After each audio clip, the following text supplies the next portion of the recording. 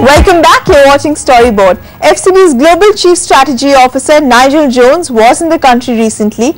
We caught up with him to understand how the explosion of digital, especially social media, has changed planning, the growing importance of collaboration between creative and planning, and why defining the brand purpose has become the need of the hour. Listen in.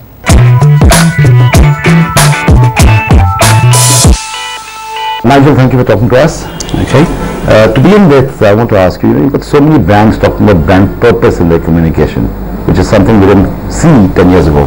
Right. So why is this happening, and what is the outcome of that? Good question. I mean, I think you did see it 10 years ago, but maybe it's more pronounced now. I think there's lots of different things going on. I think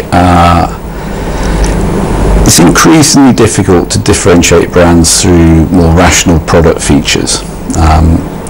Even if you do, they're often copyable very, very quickly. So there's a need to differentiate through other means other than rational product features. Not only that, but a lot of the brands we deal with nowadays are more service orientated or more virtual than maybe the physical brands that we dealt with 20 years ago. So I think there's a drive to differentiate through higher purpose or through a more emotional propositions or benefits, and that leads to what you're talking about, really. And then the other thing that's going on, I think, in the industry today with the advent of social media and digital media, there's a great fragmentation in terms of communication. So brands talk to consumers in all the different channels, or most of them do, Twitter feeds, Instagram, whatever, and quite often they have a different tonality and a different way of talking to consumers in each of those media if they're doing it correctly. And I think a lot of clients, a lot of brand marketing people feel the need to hold their brands together, perhaps more than they did before. So I've met a lot of clients recently talking about providing me with a guiding star or a North Star that helps me make sure that every decision I make on my brand is consistent or has some kind of consistent direction and path. And I think, again, a higher purpose is a way of defining that, really. So it's partly because the world we live in has changed in terms of the products we work on, and it's partly because the media we deal with are brilliantly interesting, but fundamentally more differentiating and more fragmentary than they were 10, 15 years ago, I think. In the last 10 years, since you've had the explosion of digital and social media across the world, has it made the planner's job more difficult? Yes, it has, but it's made it more rewarding and interesting as well, because we have so many more tools now, or more media at our disposal to reach people. So I was talking to people about this yesterday, actually. I think it's increasingly difficult to gain consumer attention, partly as a result of social media. They're actually spending so much of their time talking and communicating with each other, let alone talking to brands, that it's very difficult to get their attention. But on the other hand, these media give us a great opportunity to get to consumers when they're in a state of mind that might be really appropriate to talk to our brand. So it's a sort of double-edged sword, really. It's made the world more complicated, but it's given us a lot of really interesting opportunities to talk to consumers at times when they're actually more interested in what we've got to say. What about the amount of time which was available to a planner?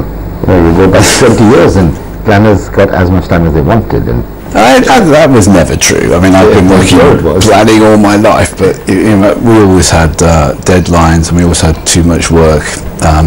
But yeah, the world has sped up a lot, and it's very difficult to find time to do what we need to do these days. There's so many things to look at, so many things to think about. But again, that's a great thing. I've always thought I'd rather be busy than not busy, and I always work better when I'm busy than when I'm not busy. So to be honest, I think this is a good thing, really. I don't think that's a problem. Another change we're seeing, thanks to the speeding up of things, is the planner and the creative work a lot more together than in the silos that we saw maybe 20 years ago. How do you react to that? Well, that's a difficult question for me, because I never saw that. I started at BNP, DDB in the 80s, and planners and creatives worked side by side from day one. I've never worked I never grew up in an agency that had silos. Planning was absolutely central to everything that happened at BNP DDB, and so that's always been my heritage, really. So I don't recognise what you're saying. I know it's true for other people or other agencies, but I was very, very lucky. The first 15 years of my career, I worked in an agency where planning was absolutely central to everything. And I've tried to make that the case in every agency I've worked at since, and I certainly see that in FCB now. So I regard my creative partners as my partners rather than a different function or a different silo. And I just don't recognise that, and I think anyone who's worked with me would agree that I've never even recognised that differentiation, let alone agreed with it. Right, since you brought up India, just jump to India for a bit. So what do you think the planning skills in India at FCB? I think we're a very strong agency in India. I mean, the whole of our India operation is a strength for the FCB network around the world. I want to use it more. I think it's a two-way street, this. I think I can help in India and help the Indian agencies we have work in the way we want to work, but I think they've got a lot of strengths that we can use around the world as well, and that hasn't been done perhaps as much in the last few years as it needs to do. So, I spent most of yesterday talking to the planners and the creatives here about how we could work together more successfully, and that's a big part of what I want to do over the next year. I will be back. I intend to visit India quite regularly over the next year or two. One of the questions that has been intriguing me, clients demanding shareable creativity. That certainly put a lot of pressure on creatives. How much pressure does it put on the planners? Well, it's a big question, that, because you're right, that is a big requirement these days.